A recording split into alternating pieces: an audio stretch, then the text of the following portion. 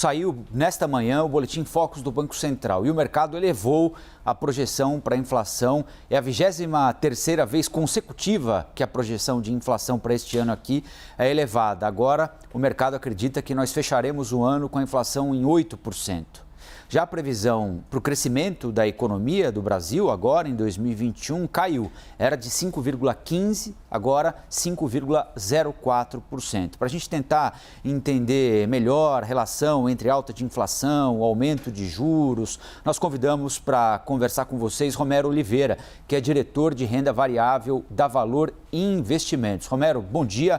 Obrigado pela entrevista aqui para a CNN. Nós temos noticiado aqui, temos entrevistado os economistas que têm nos apresentado os principais aspectos que têm feito a inflação sair do controle nesse momento, não é? Energia elétrica, combustíveis, alimentos, são preços que não podem ser controlados pela alta dos juros, né? Por exemplo, combustíveis, energia elétrica, subiu o juro agora, com a economia ainda sem plena potência, para combater a inflação, é a única ou a melhor alternativa que existe?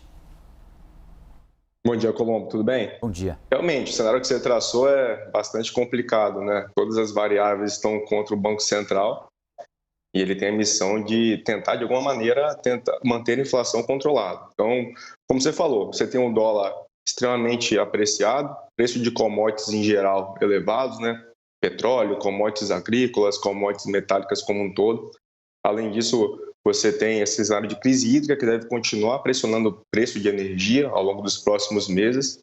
E, para além disso, você tem um descasamento ali na cadeia de suprimentos que faz com que preços de bens e serviços sejam impactados de uma forma geral. De qualquer forma, o Banco Central trabalha com a meta bem definida, que é deixar a inflação controlada dentro dos parâmetros estabelecidos. E a forma que ela tem de fazer isso, o Banco Central tem de fazer isso, é elevando os juros. Então, se espera que o Banco Central eleve os juros ao longo dos próximos meses até 8% no final do ano, na tentativa de conter essa inflação, né? De qualquer forma, a gente espera que essa inflação também contamine o ano que vem. A gente deve ter uma inflação um pouco mais elevada ao longo do ano de 2022, mas o Banco Central deve manter esses juros elevados por mais tempo. E é o que os bancos centrais de países emergentes vêm fazendo, né? Rússia, Peru, Hungria, Uruguai, todos os bancos centrais de países emergentes vêm fazendo esse movimento de normalização de juros, uma tendência de conter a inflação. Lógico que o cenário brasileiro é um pouco mais complicado, né? Porque a gente tem algumas variáveis que são intrínsecas ao Brasil, mas de qualquer forma é a única maneira que o Banco Central tem de fazer esse movimento, né? E é o pior cenário possível. Quando você tem uma inflação elevada, um momento de retomada, onde a economia ainda está patinando de alguma forma, e o Banco Central sobe juros, isso, consequentemente, faz com que a atividade econômica também desacelere. Então, por isso você destacou aí, né? Você tem um PIB mais fraco, uma inflação mais elevada e um juros mais elevado. É o pior cenário possível.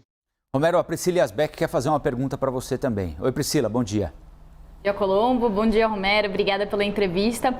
Romero, você já falou um pouco aí sobre a crise hídrica. A gente tem visto notícias falando que os reservatórios hidrelétricos estão abaixo do nível de 20%. Já tivemos reajustes da bandeira tarifária. Para setembro foi criada a bandeira escassez hídrica. Você acredita em risco de racionamento? Como que o mercado está vendo essa situação? Bom dia, Priscila. Tudo bem? Realmente é um risco que vem crescendo ao longo das últimas semanas. É uma preocupação grande que o mercado tem, visto que, no fim das contas, a gente depende do nível de chuva que teremos durante esse verão. Nos últimos anos, o nível de chuva vem sendo abaixo do que normalmente era nos anos anteriores. E caso não tenhamos um verão chuvoso, a perspectiva para o ano que vem é preocupante. Então, apesar de não ser algo de risco elevado, a probabilidade desse acontecimento de ou um racionamento ou apagões vem aumentando e ficamos dependentes de como a estação será chuvosa ao longo dos próximos meses. Romero, nós estamos falando aqui na composição da inflação sobre alguns fatores que escapam ao nosso controle, né? São questões que envolvem a conjuntura internacional sobre as quais nós temos pouca ascendência. Mas daquilo que nos cabe, daquilo que nós poderíamos fazer para tentar, por exemplo, desvalorizar um pouco o câmbio. Nós estamos fazendo a nossa lição de casa e o que é que está deixando de ser feito? Até agora não. O que a gente espera que seja feito em alguma medida é a redução de gastos do governo. E aí precisaríamos de reforma fiscal, reforma administrativa, privatizações, qualquer tipo de medida que seja tomada nesse sentido. E, consequentemente, nós teríamos um risco de uma redução do risco Brasil, que impactaria o câmbio positivamente, então o dólar se desvalorizaria e, consequentemente, essa contaminação do preço dos bens e serviços seria menor, né? Com o dólar mais barato, nós teríamos o preço do combustível menor internamente, além disso, os produtos importados também seriam mais baratos. De alguma forma, a gente tem uma cesta de produtos extremamente dependente do dólar. Então, quando o dólar fica tão apreciado dessa forma, existe a contaminação generalizada no preço dos bens e serviços internamente.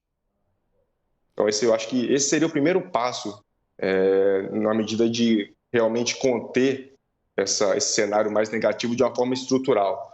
Não medidas pontuais, as medidas estruturais que venham resolver o problema pensando no longo prazo. Romero, diante dessa situação de tanta incerteza, uma dependência aí do clima para ajudar os dados de inflação, como que o investidor pode se proteger? Quais são os tipos de investimentos que protegem o investidor dessa inflação alta e também desse risco político, risco de crise institucional? O cenário mudou bastante nos últimos meses. Nós viemos com uma Selic a 2%, então os investimentos em renda fixa acabavam que não estavam tão atrativos para os investidores, e agora a perspectiva é que a Selic chegue a 7,5%, 8% no final do ano.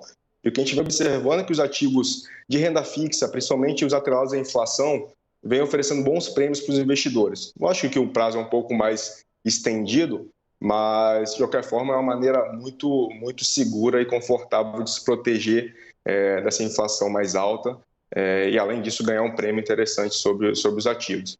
Pensando em ativos de renda variável, a Bolsa, querendo ou não, as empresas conseguem repassar a inflação no preço dos seus serviços e bens vendidos. Então, em prazos mais longos, a Bolsa de Valores também é uma maneira inteligente de se proteger contra a inflação. Mas com o risco político tá difícil, né, também?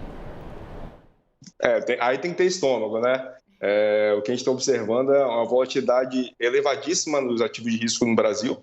E a perspectiva é que, ao longo dos próximos meses, a gente continue tendo esse comportamento, né? O risco político continua alto, o grau de incerteza também para o ano que vem é elevado. Tudo isso faz com que os ativos de risco brasileiros estejam extremamente voláteis. Romero Oliveira, head de renda variável da Valor Investimentos, muito obrigado pela entrevista aqui para a CNN e até uma próxima. Bom dia para você. Bom dia, um abraço.